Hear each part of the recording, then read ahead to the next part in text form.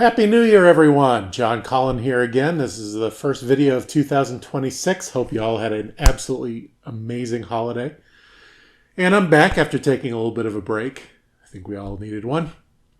And today, what I wanted to do in the past, and I will continue doing videos about my fitness and diet and that routine that I'm developing. And I've said, and I'm correct in saying that I'm not an expert in either of those. I'm not a registered dietitian. I'm not a personal trainer. So any advice that I give you on this channel, please take it with a grain of salt. It's not professional advice by any stretch of the imagination. But I am an expert pistol shooter, air pistol shooter specifically. So I wanted to do a video on how to shoot air pistol.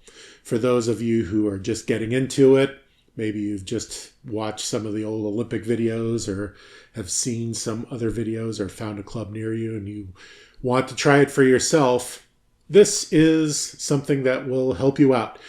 Obviously not as good as getting an actual coach that's near you, but there aren't a lot of coaches around. So if you're unable to find a coach, then hopefully this will be able to help you. So we'll start with what actually you need to do to take a good shot, and one good shot. Pistol match isn't really 60 shots. It's one shot 60 times. If you take one good shot, if you learn how to do one good shot and you can repeat that, then you're going to have a very good match. And that's how you should think. Don't think in terms of, I need to get 60 good shots. Just take it one shot at a time. So the way I'll do this, we're going to break down the shot into its components. There are 5 basic components, and we'll talk about each one individually. And they are stance, grip, hold, trigger control, and follow through. We'll start with stance. If you've played any sort of sports, most of them, one of the first things you're going to learn is your stance. If you play baseball, you're going to learn the batting stance. If you take up golf, take any lessons in golf, you learn your swing stance. And it's important in so many sports because that's where you're basically grounded, where you're connected with the ground. So your stance can evolve over time. You can also personalize it for yourself. But what I'm going to teach you is the basic stance that everyone should start with. And then you'll learn from there how to customize it if you need to. But for the first at least a year of practicing, start with the basic stance. Don't try and get creative with it until you've had a lot of time to practice with it. And the way you do your stance is you're going to stand basically facing 90 degrees away from the target. Your toes should point in a straight line toward the target. If you're right-handed, your right toe will go right up to the firing line. Cannot step on or over the firing line. Make sure it's behind, but it can be a centimeter or so behind. And your left toe, your feet should be about shoulder width apart. Comfortable stance. You'll learn what's comfortable for you and make your toes point in the line toward the target. And once you've gotten that stance down, you'll want to find what's called the natural point of aim. And this is going to be very important. And for a long time, and I still do this from time to time when I'm in matches, is you're going to want to adjust your feet to get the natural point of aim. And the way to do that is you're either with or without the pistol in your hand. If you don't have your pistol in your hand, you can just point with your index finger, your shooting hand. And you're going to close your eyes, look away from the target, and you're going to extend your arm, point toward the target, and then make circles with your hand.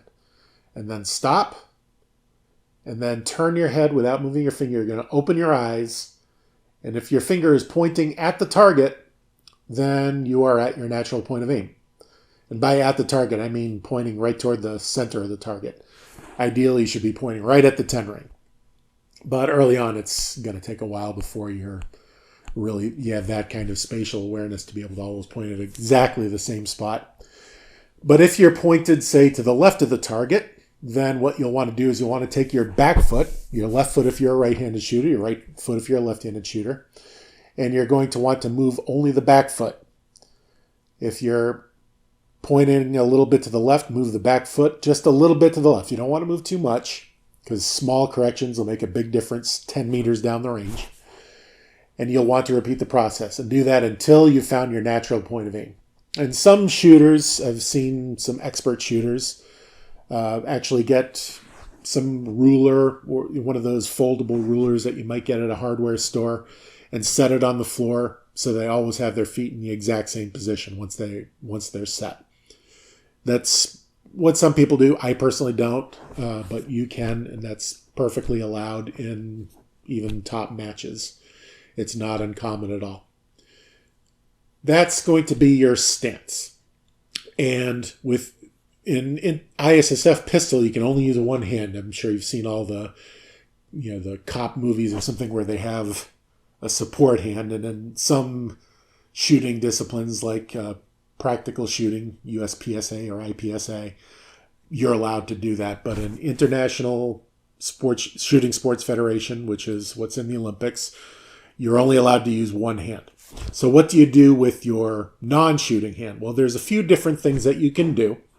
Some shooters, what they'll do is they'll have a belt on, and they'll either hook their thumb or even stick their entire hand inside of the belt.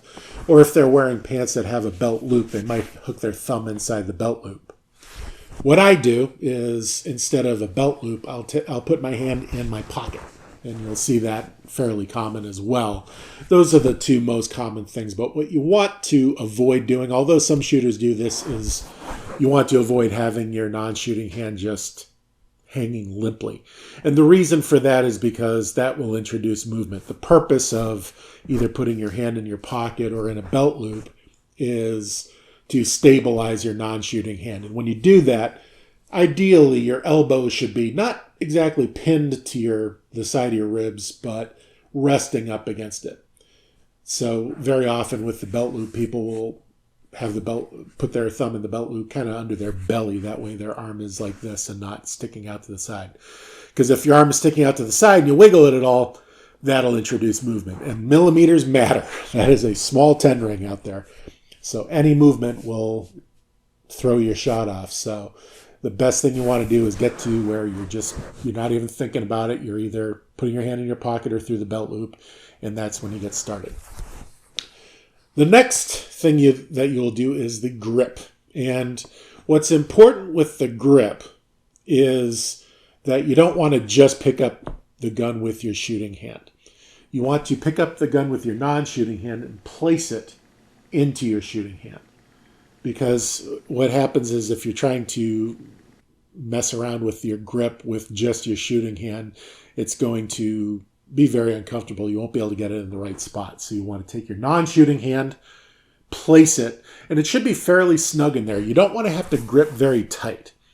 You want the grip to feel natural, but if you press it real hard into your hand, the friction of your hand against the grip can hold it in place. And you don't want to grip too tight. You want it to be fairly relaxed. Your real points of pressure are just going to be at the top of the knuckle of your middle finger and at the back of the webbing between your thumb and forefinger. And once it's in there, you should be able to fairly relaxed hold it up. You'll want to give a little bit of tightness, particularly what some shooters do is they'll squeeze a little bit here to make sure that you don't get sideways movement. And you'll want to have a fairly rigid wrist as well. You don't want to be doing this. What I do is I have one of those gyroscopic wrist strengtheners, and I'll show it in one of my videos. And you get it spun up, and you basically try and hold it without it moving. And to do that, you have to tighten your wrist. You don't want to be too tight, but enough that if somebody tries to come and push on your hand, they're going to feel resistance. If it's too relaxed, you're going to get a lot of shots missing to the left or to the right because you're shaking a bit. That is the grip.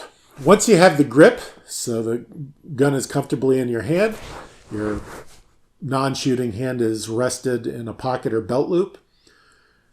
Typically what you want to do is you want to raise the gun up above the target and then relax to get the gun into the target.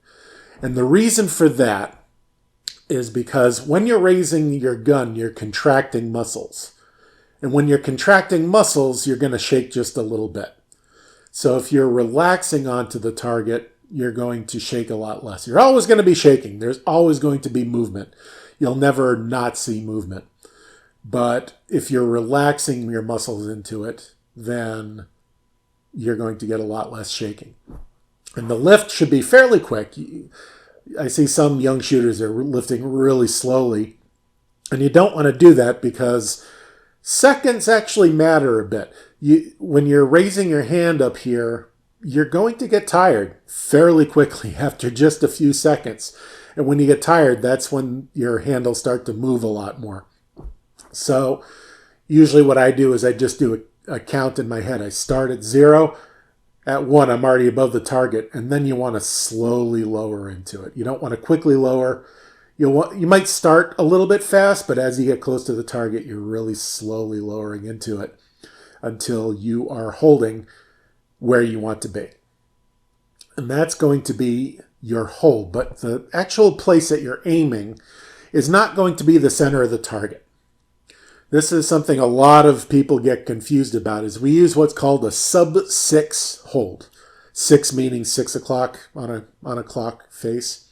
Sub-6 means below that. You're actually aiming in the white part below the black ring of the target. And there's a couple of reasons for that.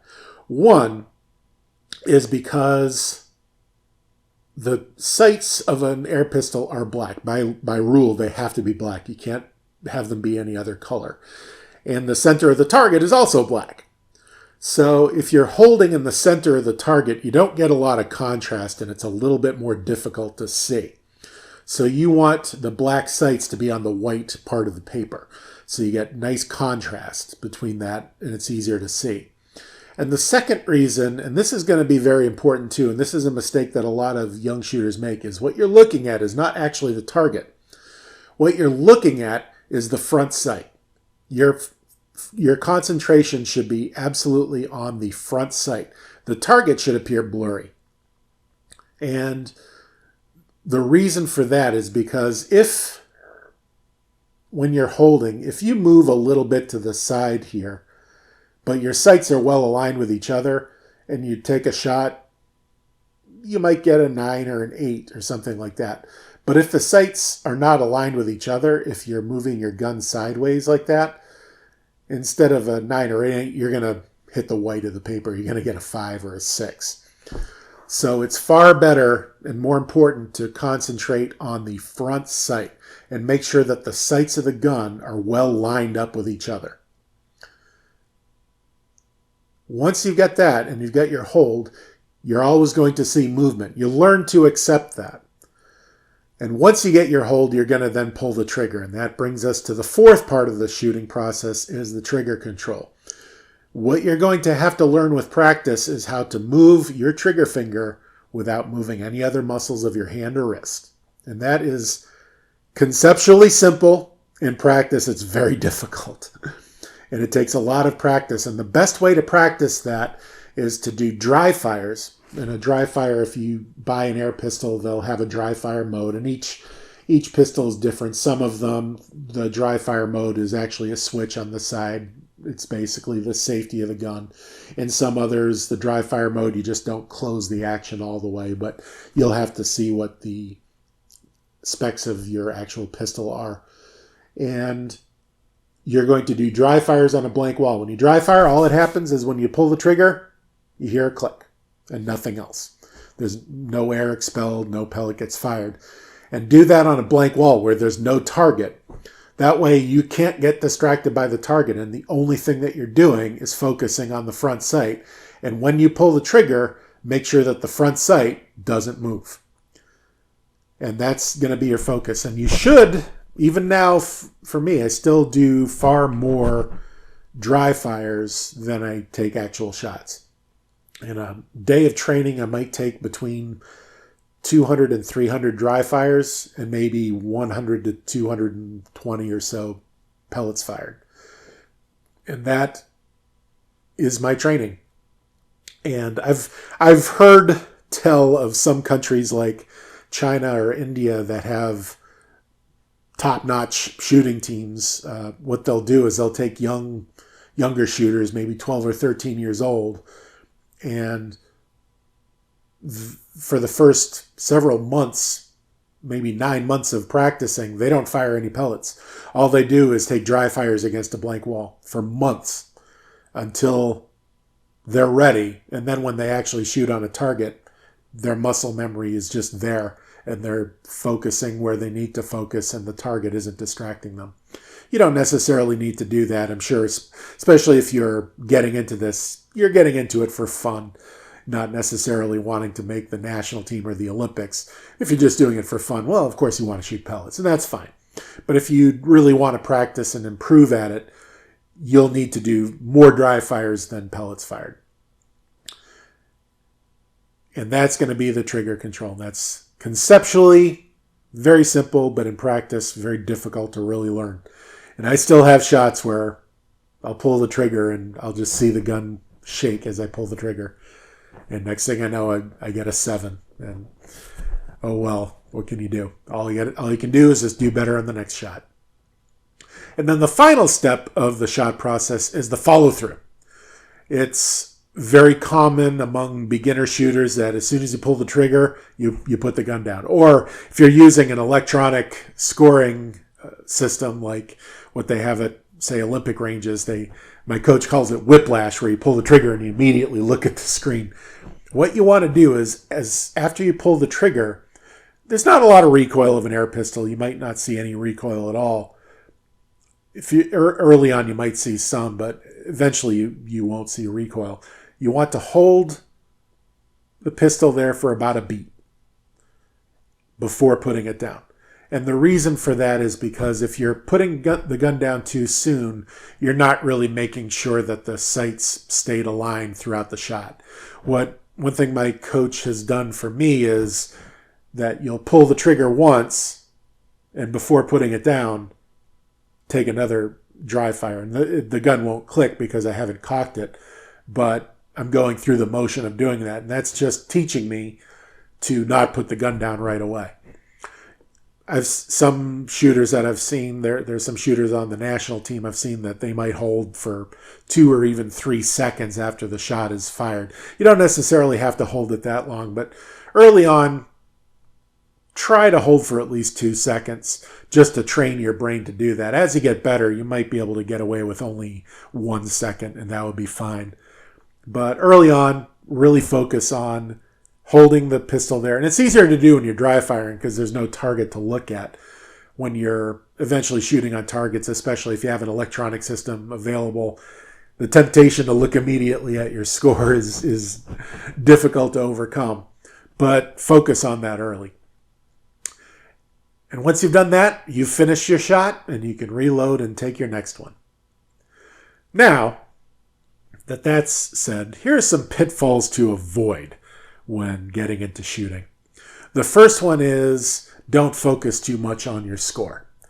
I see a lot of shooters at the range that they have their scope set up or the electronic target set up, and as soon as they take their shot, they just have to know what their score was. You don't need to do that. As a matter of fact, one drill that I do is you take 50 shots on a target without ever even looking at it. It's on a paper target, so you never know what your score was. You'll see what your group looks like at the end. But if you're focusing too intently on the score, what you're not focusing on is the correct shot process. And particularly, and I still do this, I'll get into a match where I'm doing pretty well, and I'll start to think, ooh, I can get a personal record if I just score this many points. And then all of a sudden I can't shoot straight. It just happened to me a few weeks ago. I was 5 shots away from getting my personal best. And I was trying hard not to think about it, but don't think about purple elephants. Now, what are you going to do? You're going to be thinking about purple elephants. And in the last 5 shots, I had 3 8s and a 7. And I didn't get my personal best. And you know, it happens, and it's part of the mental aspect of it. And I know I'm going to get a lot into the mental side of my training and in those sorts of things in future videos. But Don't focus on score. Just focus on the shot process. As a matter of fact, when you're first starting, it's a good idea not even to use the regular target. Just shoot on a blank piece of paper. That way you don't even have a score. You're just focused on getting a good shot process and seeing a nice tight group. Ultimately, when you're shooting, it doesn't matter where the group is. If it's small, you can just adjust the sights of the gun to put the group where you need it to be. And when you get to matches, don't think about what your final score is too much. Just think of it as learning, especially for your first few matches. My first matches that I shot in, my scores were terrible, but it didn't matter because I learned a lot from them and I improved. Another pitfall that I see a lot of shooters fall into. When I first got into shooting, I found some online forums where I could get advice and things like that. And one thing I see a lot of people posting on those groups is asking about what kind of shoes should I wear? What kind of pellets should I get? They want to spend money, and we call that trying to buy points. You can't buy points. I still shoot with the same indoor soccer shoes I had for the last 10 years, and they work just fine for me. Someday will I get specialized shooting shoes? Maybe. I don't know. I'm not even thinking about it. But instead of trying to spend money on the latest gear, on the best gear, here's the way to spend your money. Buy a lot of targets and buy a lot of pellets and just practice a lot. That's the way to spend your money. Until you're starting to get into scores that will get you in the national championship finals, you don't need to worry about getting great gear or anything like that. Focus on just buying a lot of pellets and a lot of targets and practicing as much as you can. That's how you're going to get the points, is you're going to put the hours of practice in. And those are the biggest pitfalls to avoid. And I'll put up links to the USA Shooting Federation and the Canadian Shooting Federation for those who want more information about any clubs in your area or where to go to buy the equipment that you need. And good luck, and feel free to ask any questions in the comments if you have further questions about it. And good luck, and most importantly, have fun with it.